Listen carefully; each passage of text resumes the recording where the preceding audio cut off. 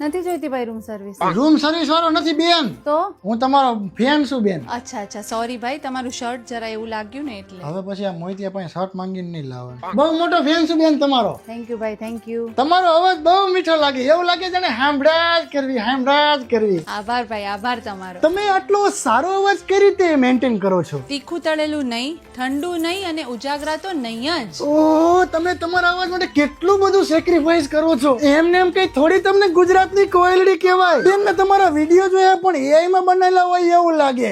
ખરેખર આટલું પબ્લિક હોય ખરું? એ ભાઈ એ શું બોલો છો? બોલતા પહેલા વિચાર તો કરો. એકવાર રૂબરૂ આવીને જોવો તો ખબર પડે. ના ના બેન, હું નતો એવું કહેતો. આ તમારા ભાઈબંધો એવું કહેતા હતા. હું તો તમારો ફેન, હું થોડું એવું કહું કે. હા તો તમે ને તમારી ટોળકી બધા પહોંચી જજો આજે. કેટલા વાગે આવી બેન? 9 વાગે આવી જજો. 8:30 અહીંયા ઉભા આવીશું. હા સારું.